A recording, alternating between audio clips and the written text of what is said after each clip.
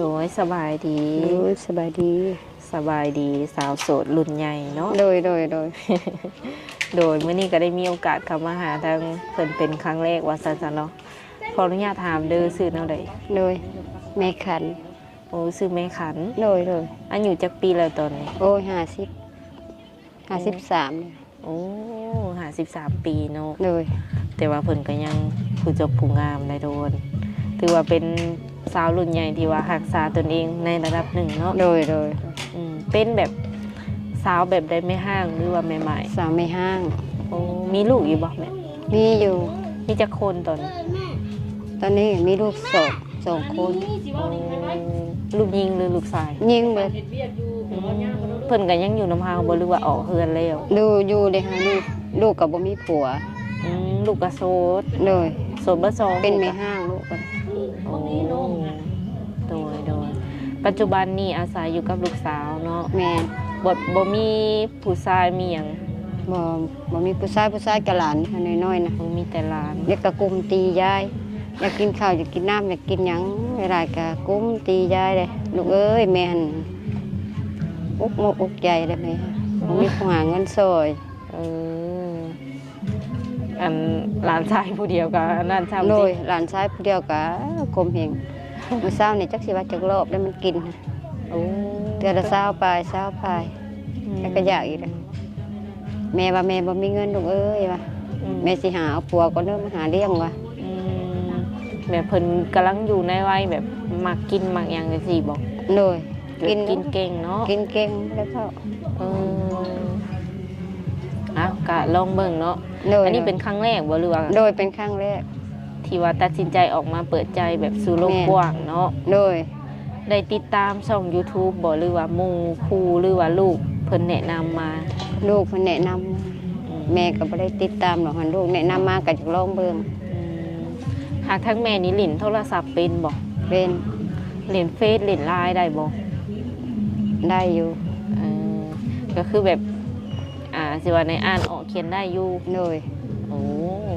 เก่งได้นี่เนาะเพิ่นเป็นอันสิว่าเลยสาวรุ่นใหญ่ที่ว่าทันสมัยได้นี่เลยสาวรุ่นใหญ่เป็นสาวรุ่นใหญ่แต่จะมีผู้ต้องการผู้รุ่นใหญ่แบบว่าเฮาก็หาช่วยให้ทางครอบครัวนะเปิดใจใส่ทางครอบครัวอยากได้คนที่ว่ามาแบบมาช่วยชู้โดยมาช่วยชู้แต่ว่ามาเลี้ยงหลานซอยไว้สิซะแสดงว่าต้องเอาเพิ่นมาอยู่น้ำเหมาะหรือว่าเจ้าไปอยู่น้ำเพิ่นก็ได้บ่มากก็ได้ดาแม่ล่ะมียายอยู่แต่แม่ไปก็ไปบ่ได้แต่มียายอยู่เพื่อนดิมีแต่ยายเดี๋ยวยายคนเดียวกับลูกอันนี้ลูกกับหลานคือความหมายว่าแบบสมมติเราเพิ่นมาอยู่น้ำบ่ได้เลยก็เที่ยวไปเที่ยวมาอย่างสี่บ่เที่ยวไปกะเที่ยวไปเที่ยวมาหาเจ้าอย่างสี่นะโดยคันเพิ่นเที่ยวมาได้หรือเพิ่นสิมาอยู่น้ำเลยคันเขาน้อยไปแต่ไปบ่ได้ลูกเอ้ยถ้าแม่ไปบ่ได้ค่ายายอยู่เพื่อนบ่มีผู้ดูแลมีภาระอยู่ทางนี้คือทั้งแม่เปิดใจนี่เปิดใจแบบใดสหาแบบ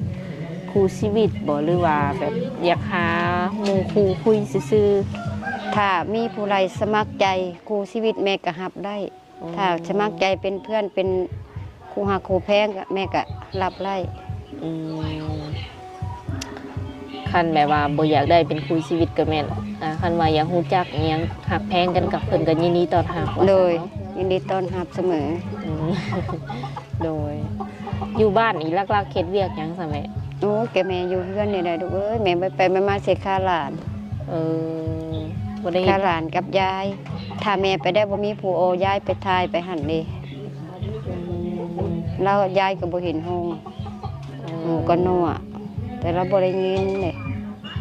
คันไปเสียกับแม่จูงไปทายไปนั่นไปนักไปเบากับแม่จูงไปเบิดแล้วก็แม่ก็บ่ได้ไปแม่สิได้ไปหาหยังเงินคำก็บ่มีคันลูกก็ไปหาหยังไปก็คือว่าแล้วบ่มีคนเบิ่งเนาะก็เลยว่าจำเป็นว่าซั่นๆทุกคนเลยจำเป็นอยู่นี่คืออันแม่เจ้าเพิ่นนั้นอายุเท่าไหร่ก็91เพิ่นแบบบ่เห็นหุงแล้วตอนนี้เนาะ เพิ่นก็กินอีหยังได้ปกติบ่ กินได้ เป็นหมักใหม่หมักต่อกินได้ปกติ กิน เนาะ ได้เบิด โดยคันว่ามี FC คนใดเนาะอยากช่วยเหลือเพิ่นเบื้องต้นเป็นข้าวเป็นน้ำบ่หรือว่าหมักใหม่หมักต่อแม่นก็ยินดีเนาะ โดย ยินดีแบบว่ารับเนาะ โดยยินดีต้อนรับ อืมอืม แบบรายได้เบิดแม่รับเสมอ อืมคืออยู่บ้านอย่างที่แบบ มีหมู่มีขู่มาหาอยู่บ่ แต่บ่ได้มีเป็นอะไรถ้ามีงานมีหยังแม่จังได้พ่อหมู่หั่นน่ะ เออ ถ้าบ่มีแม่ก็บ่มีหมู่มาหา โดย คือเขาเปิดใจแบบนี้นี่ทางเจ้าอายุ50ป้ายเนาะ โดย แม่อยากได้ผู้ชายอายุประมาณเท่าใดที่สิเข้ามานี่นะ โอ้หมู่50 60ก็ได้ ถ้าใครพอใจแม่รับได้เบิด หรือว่ารุ่นน้อยก็เอาบ่ รุ่นน้อยก็ถ้าเพิ่นพอใจแม่ก็รับเพิ่นบ่พอใจได้ก็แล้วแต่ อืม ถ้าเพิ่นบ่ปฏิเสธนะแม่ก็รับเสมอ อืมว่าแล้วก็บ่จำกัดอายุเนาะ โดย น้อยใหญ่แม่นได้อยู่ขอเพียงแต่ว่ารับเพิ่นได้ประมาณนี้ โดย เขาหักที่ผ่านมาก็มีแบบว่าผู้บ่าวอยู่ในบ้านในอย่างนี้มาหยอกอยู่บ่มาจีบบ่ มีอยู่ เออ เป็นอะไรบ่ถึงสตาร์ มันบ่ถูกชะตาแต่เขาว่าเท่านั้นเท่านี้แม่ก็บ่ตกลงกันนะ โอ้ โอ้ บ่ถูกได้แม่ก็เอาบ่ได้ อืมแม่นเนาะก็ถือว่าเพิ่นก็เสน่ห์แฮงไหนอยู่บ้านอยู่หยังก็ถือว่ามีแบบผู้บ่าวไทยบ้านมาจีบอยู่ มีเบิด เอออันนี้แบบที่ว่าในขั้นว่ามีในใจอย่างสี่นะมักคนทางไหนฟังลาวบอกฟังไทยหรือว่าอยู่ต่างประเทศ พุ่นแหน่แม่ก็อยากให้พวกทางไทยกับต่างประเทศพุ่นแหน่ซอยแม่ อืมอยากลองคุยแบบเปลี่ยนสไตล์เบิ้ง โดย เคยคุยแล้วกับหนุ่มลาวแบบแถวบ้านนี่เนาะ แม่นเคย อยาก คุ คุ ย ยไกลๆลองเบิ้ง โดย โอ้ภาษาไทยนี่แบบว่าเมย์อ่านออกเขียนได้บอก แม่เขียนบ่ได้ แต่อ่านกะสิบางที่ แบบอัดเสียงอัดเสียงเลย แม่อัดเสียงเป็น แบบเขาเว่าเป็นบ่เว่า เป็น ไทยนี่ เป็น โอ้ใครอยุ่สนเนาะ แต่แม่เขียนบ่เป็น โดยบ่เป็นหยังคะแนนเว้าเป็นแล้วก็พังเพิ่นเข้าใจเนาะ โดย เข้าใจแต่ว่าเวลาเพิ่น เข้า เว้า ใจเวลาเพิ่นว่ามาแม่ก็เข้าใจ อืมคือสิบ่มีปัญหาหยังทุกคนเลยการสื่อสารถือว่าสะดวกสบาย โทรศัพท์นี่เป็นของตัวเองบ่ แม่น อืมเรียบร้อยเนาะอันชีวิตประจำวันว่าสันดูแลแม่แล้วก็หลานเนาะเฮ็ดกับข้าวแม่นแม่เฮ็ดทุกอย่างเลยบอก โดยแม่เฮ็ดทุกอย่าง อืม เรื่องน้ำเรื่องในอะไรแม่ทุกอย่าง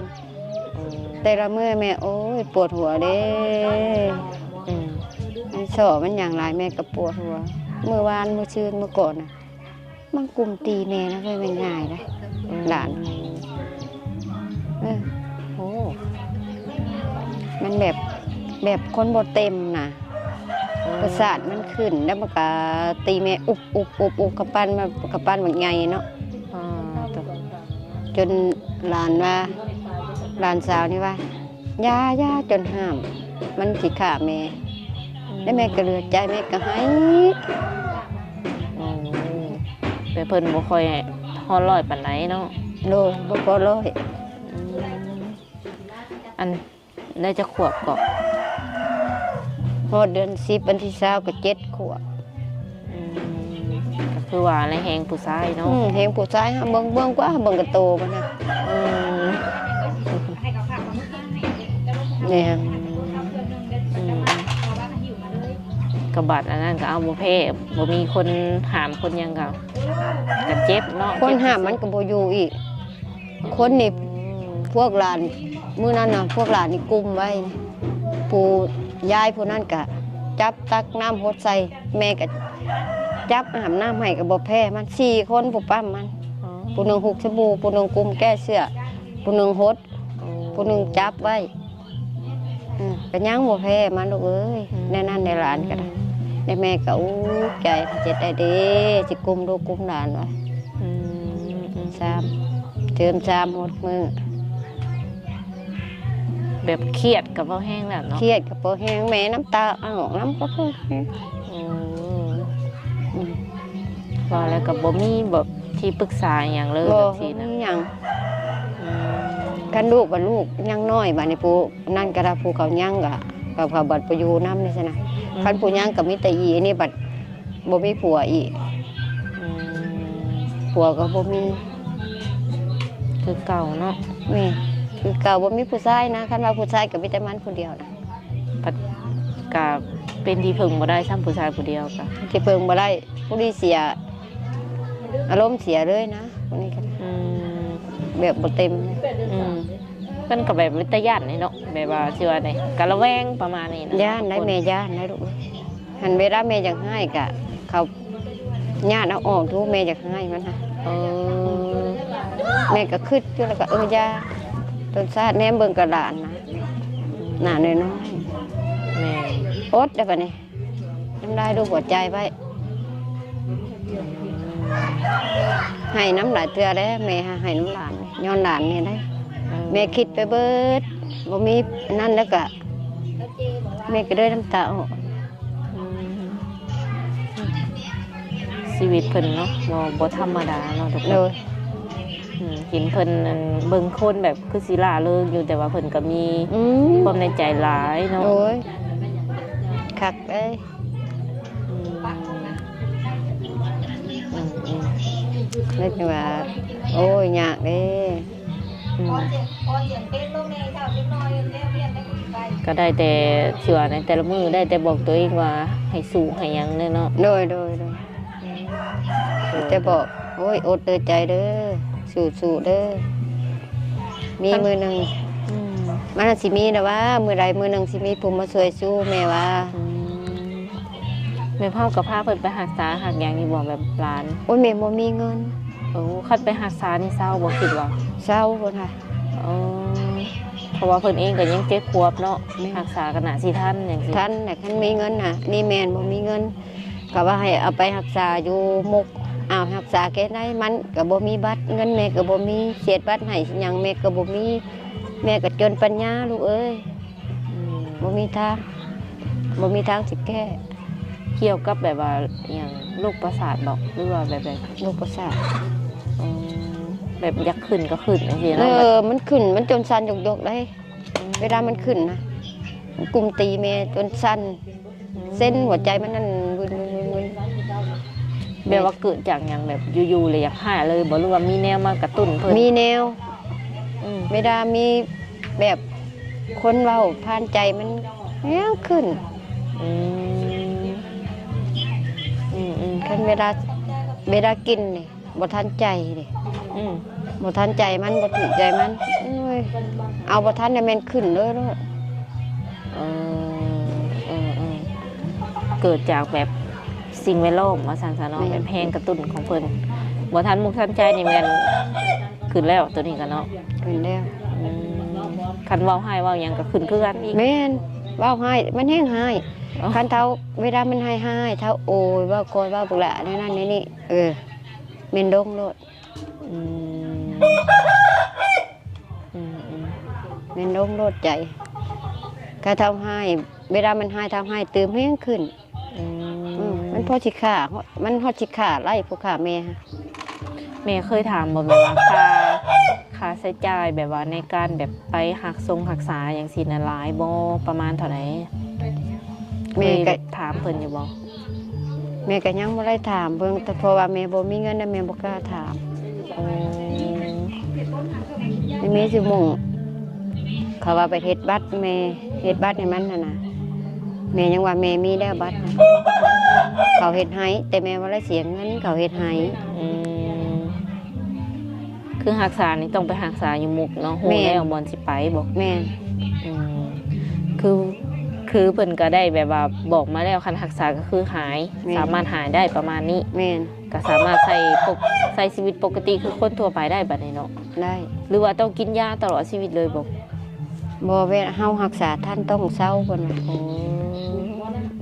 ตอนนี้เพราะว่ามันยังน้อยอยู่ อืม คันมันใหญ่แล้วเฮาสิรักษาบ่ทันนี่แหละ อืม ย่านเอาบ่แพ้ ก็สิห่วงผู้น้อยนี่เนาะ แม่น อืมว่าตอนแบบเป็นสาวเป็นหยังนี้เฮาก็ได้ไปเฮ็ดงานเหตุการณ์อยู่บ่ ไป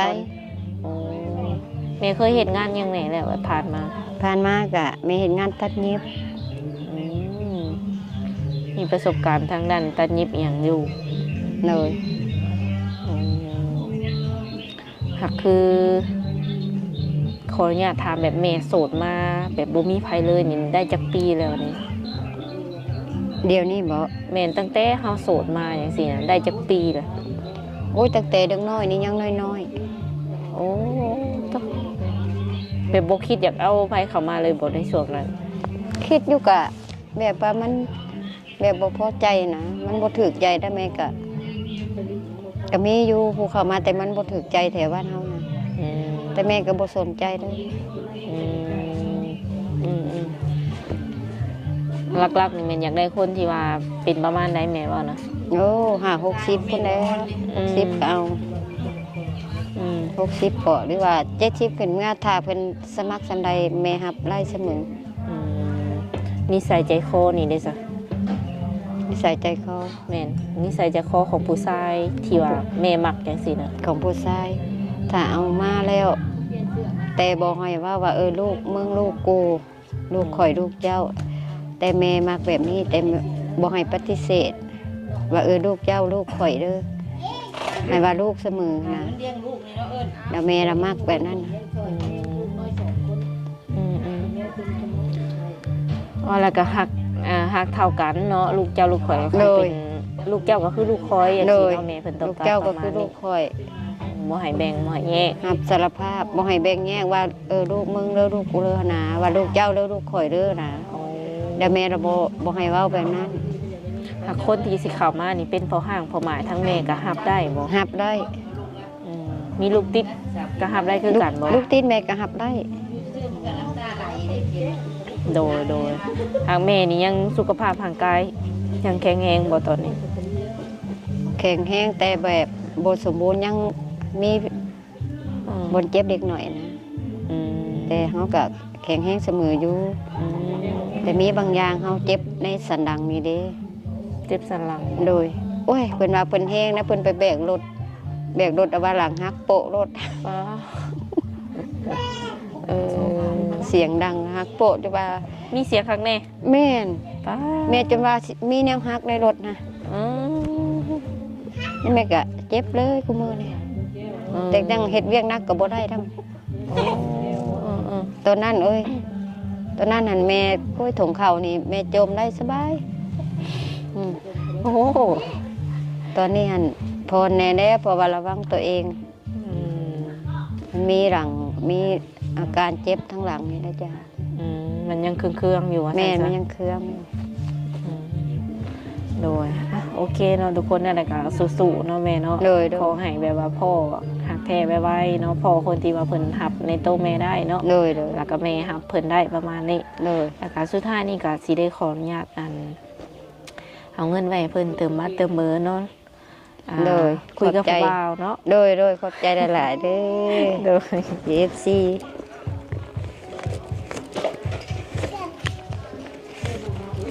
เป็นเงินของผู้ใหญ่ใจดีเนาะแม่เนาะที่ว่าเพิ่นสนับสนุนช่อง YouTube ของลูกเนาะ โดย เพิ่นฝากให้ทุก โด ค ย น ขอบใจเด้อที่สนับสนุนแม่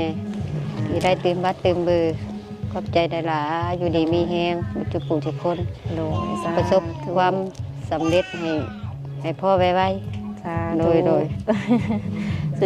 สุดท้ายนี้ก็สิได้ขอตัวเจอไว้ก่อนคันว่ามื้อหน้ามื้อในมี FC ให้มาหาใหม่ก็สิมาหาให โด ม่ ย เนาะ โดย โดยสบายดี โดยสบายดี